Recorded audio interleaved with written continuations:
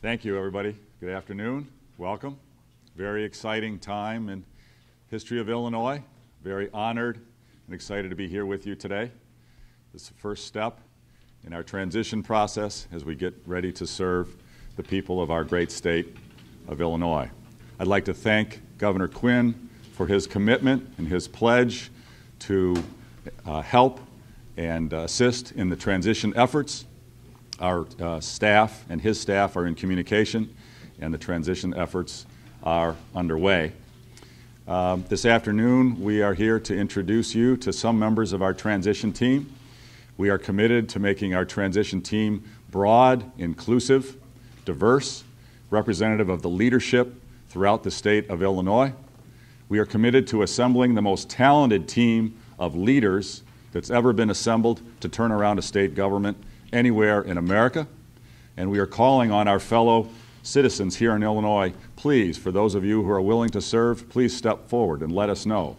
We are looking for experts in the fields of finance, operations, technology, pensions, healthcare. We have major challenges in Illinois, and we look forward to taking those challenges head on a bipartisan basis to solve the many significant challenges that are facing us here today. I am personally committed to making Illinois the most compassionate state in America and the most competitive state in America. I believe very strongly there's an important role for government to help those who are vulnerable, those who are in need, those who need assistance from our society, from our community. In order to do that, we need to have a competitive, growing state. We need strong economic vitality. We need economic growth. We need Illinois to compete with the other states around America and with the nations around the world.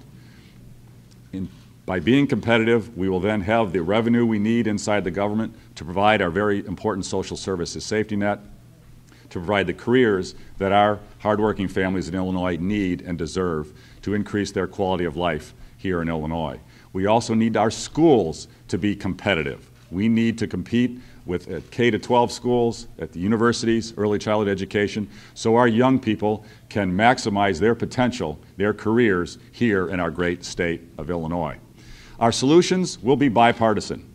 I believe we have a mandate based on this election to provide bipartisan solutions. For the first time in many years, we have a Republican governor, we have a Democratic legislature, and our mission is not to bicker, is not to waste time arguing, finding petty faults, but our mission is to serve the people, all the people of Illinois, to provide real solutions, real bottom line results to solve the problems, the significant problems that are facing our state today. I couldn't have a better partner anywhere in America than my running mate, Evelyn Sanguinetti, our next Lieutenant Governor of Illinois. She is leading our transition effort.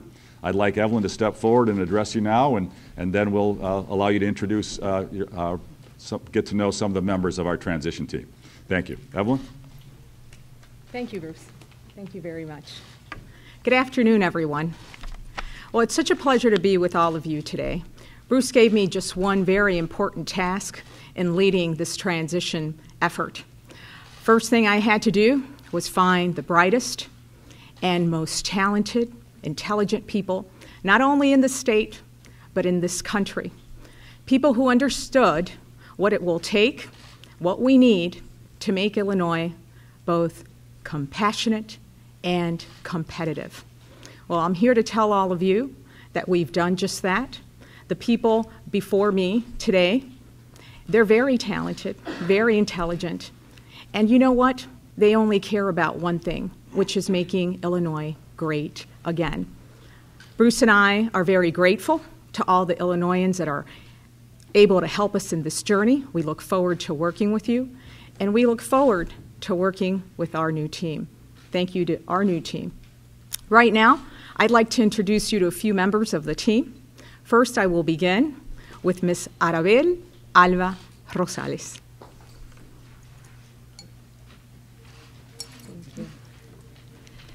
Thank you, Evelyn. I have to tell you that it is such an honor to have the opportunity to work with you and with Bruce because we want to bring back Illinois. It is about time. As a Latina entrepreneur, I understand many of the issues and challenges that are confronting Hispanics, not only here in the city of Chicago, but throughout the state of Illinois. I also am a small business owner, and we want to assure that there are opportunities for business owners and for individuals of all sizes, startups and businesses that want to grow. We want to give individuals of all backgrounds the opportunities that they should have so that they can thrive. I know that that is what Bruce and Evelyn are all about. And I am so looking forward to working with them to get the best things for this state of Illinois. Thank you. Thank you, Arabelle. And now for our next speaker, Reverend James Meeks. Thank you. Of course, they put me on a timer.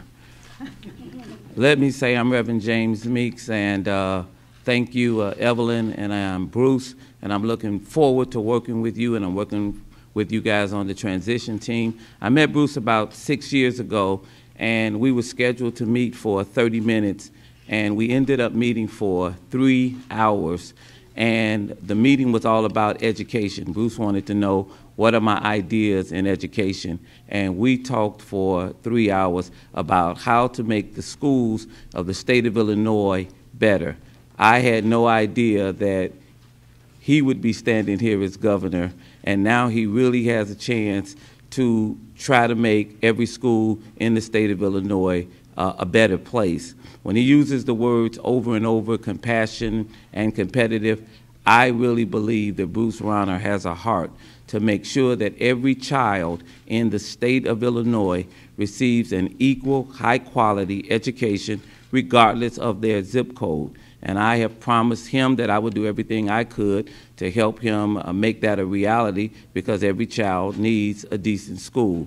The second thing that Bruce and I spend a lot of time talking about is jobs. Why is it that in America, every person who wants to go to work, why is it that they cannot find a job? And I believe that Bruce Rauner will stay awake at night trying to figure out how to make Illinois competitive and how to put every person in Illinois to work if they're not working. And I look very forward to working with he and Evelyn to accomplish those things. Thank you very much. Thank you, Reverend. And our last team member, Bill Daly. Thank you very much, Evelyn. Let me, for one, say I'm glad they kept Reverend Meeks on a time clock, because the thought of following him without a clock would be rather dangerous. It's an honor to have been asked to be here today, and I'm thrilled to help Governor-elect Bruce Rauner with his transition to the office of Governor of the great state of Illinois. As some of you know, I've worked in both the private and public sectors, and I've experienced just how critically important thorough preparation is for a seamless transition of power. I look forward to sharing my knowledge with Bruce and his team as they recruit the best and the brightest from the private sector into public service. For I firmly believe there is no greater privilege than to be able to serve the people of the state of Illinois. Bruce's love for Illinois and his competitive drive to make it great once again is second to none. But so is his compassion for those, as he stated, who are less fortunate than us. Those are two qualities everyone wants in a governor, and I believe they will make Bruce an effective and productive governor for all the people of Illinois. The people have spoken. All of us, Democrats, Republicans, Independents, must move forward together and support our new governor and his administration. The future of the state depends upon all of us helping him. Thank you very much.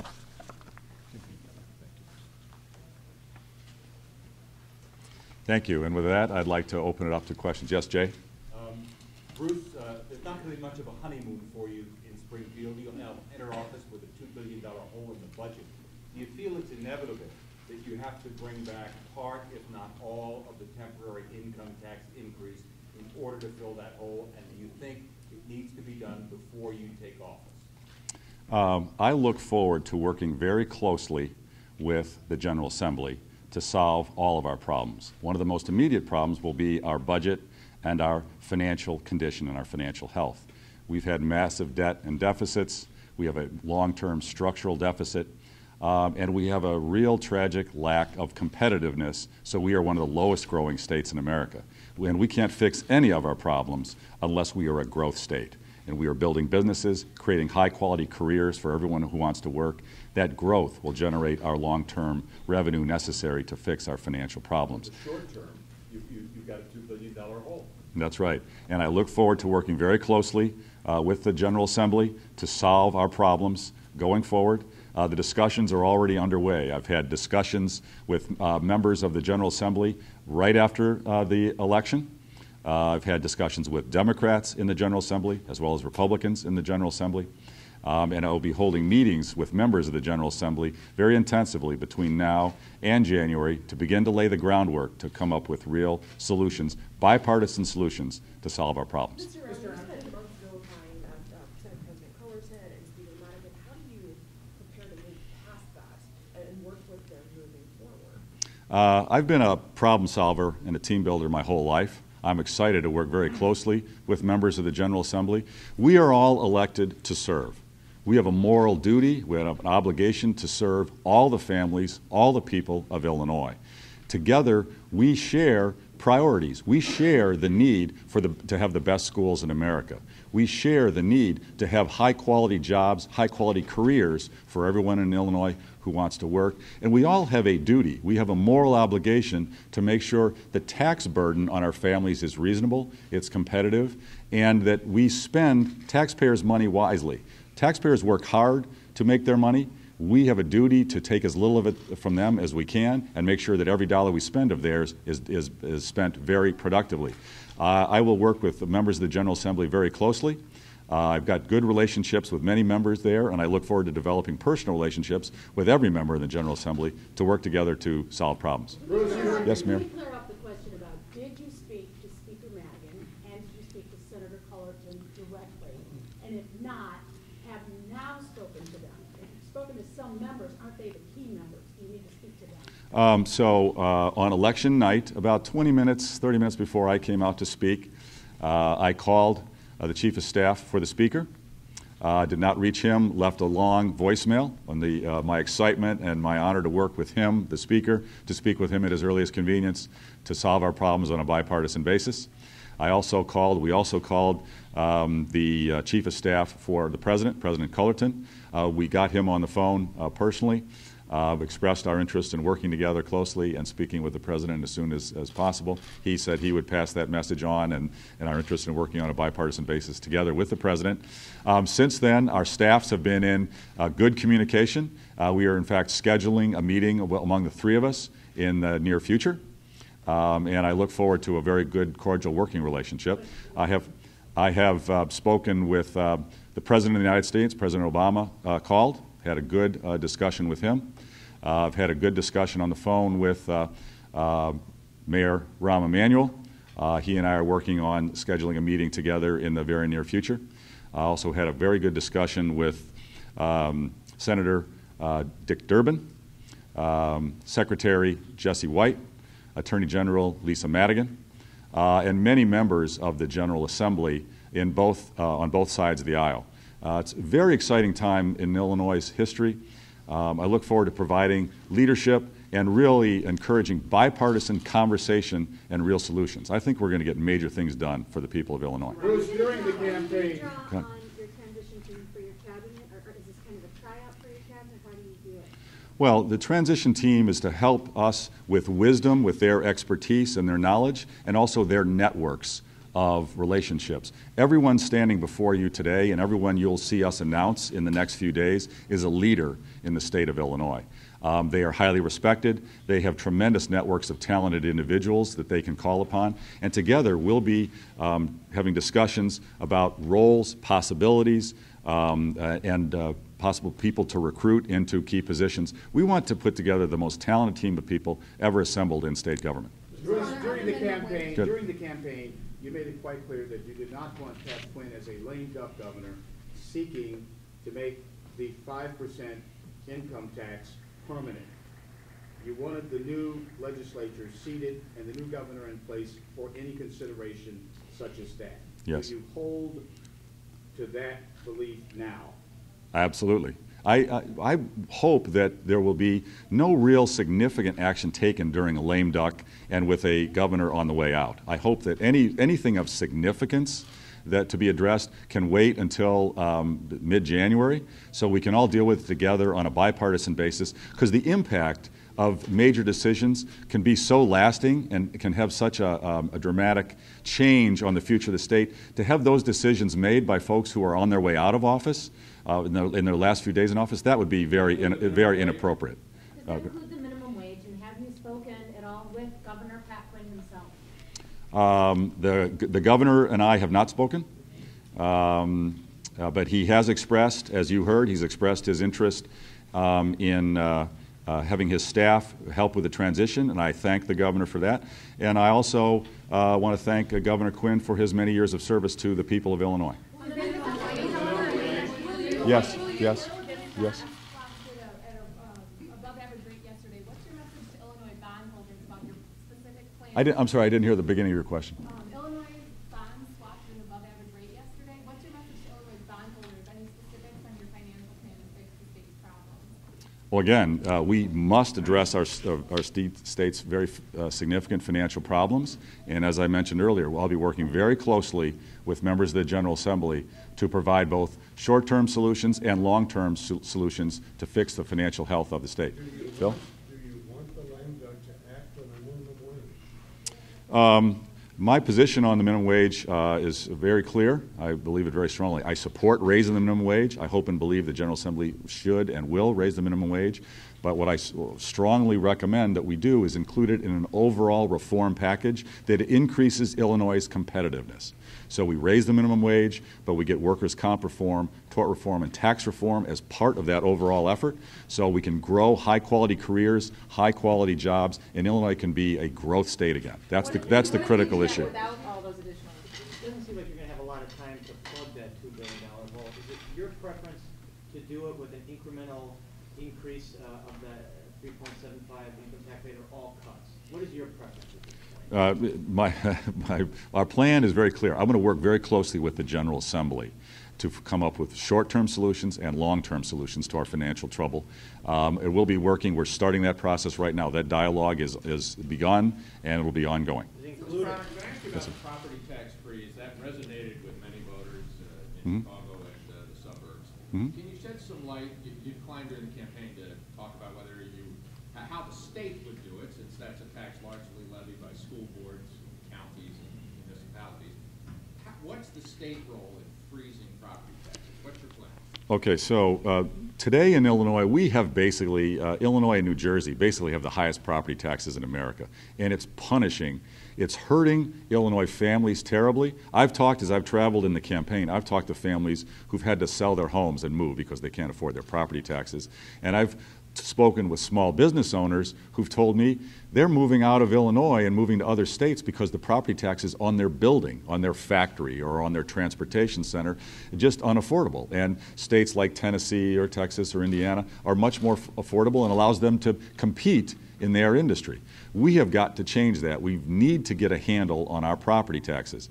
Now, this is going to take bipartisan solution, and the structure needs to be determined by the state, but we need to work with local officials as well. And again, I have called throughout the campaign to form a task force to streamline all layers of government, not just state government, but county government, municipal government, and our school district structure. Illinois has the greatest number of units of government in America. I believe it's about 7,000 units of government, if I'm not mistaken. And we have tremendous inefficiencies and restrictions that cause higher spending at one level of government enforced with unfunded mandates and regulations on other levels of government. To get a handle on our property taxes, we need to fix that problem, and we'll be forming a bipartisan task force to deal with that issue very quickly. A preferred proposal would be that the state would step in with a multiplier, or the state would freeze assessments. What's your preferred You listed a couple options. There are 2 or 3 other options. Again, on this, I will work with the General Assembly and with local leaders. There are 3 or 4 good ways to try to deal with the issue. I am not going to advocate any one in particular. There are several good ways to do it, and we can use some other states who've dealt with it effectively as role models for us. Mr. Rauner, how important is an expansion of charter schools, a dramatic expansion of charter schools, and an introduction of school vouchers to your efforts to improve education and reform it, especially in the low-income Hispanic and African-American communities? Well, Evelyn Sanguinetti and I both believe that education is the most important thing we do together as a community. Our schools in Illinois need to be properly funded. We have been cutting education funding in Illinois for years, and that's wrong. We need to put our money as the #1 priority in our schools, and that's K-12 schools, that's our universities. Today we have some of the most unaffordable in-state tuition for our universities of any state in America. That's wrong. We also, and also early childhood education. We should be the best in America with our early childhood education. On charter schools and vouchers, there is an important role for charter schools, and I support charter schools. I do not believe we should have a cap on charter schools in Illinois, and I believe charter schools should receive equal per pupil funding to standard public schools because they're both public schools available to any student in the community, and so I support charter schools. I also support scholarship slash voucher programs and as well tax rebates or tax support for low-income families so their children can afford to attend other schools that maybe fit them better. The critical element of our plan is to encourage opportunities for school choice for all parents. Higher income parents can afford to choose a parochial school, a private school, a public school, homeschooling. And I believe all families should be afforded choices so they can choose a public school, an education for their child that fits their child best. There are no perfect solutions. Charter schools aren't not a panacea. Voucher programs and scholarships are not a panacea. But we need to develop options and alternatives, and we need to create school choice so that every child has an opportunity for a high-quality education. Would you take another run at Yes, yes. Does the support for the minimum wage ballot question, the advisory ballot referendum, does that motivate you anymore to get the minimum wage done quicker? Because there are plenty of people on the ballot who supported you and voted for that question by the numbers. Does that make it more of a priority? Raising the minimum wage is a priority for us, as I've said. And the critical thing is we do that in an overall context where we drive up Illinois' competitiveness, as I've always said. That is the critical priority. More competition, more economic growth, more vitality. That's the key. Not only should we raise the minimum wage, that's very important to helping struggling families, and I support it, but we also need to increase Illinois' competitiveness because that's the real answer so folks can rise beyond the minimum wage, not get stuck at only the minimum wage, because frankly, no family can have a good life on the minimum wage. And here's the critical point.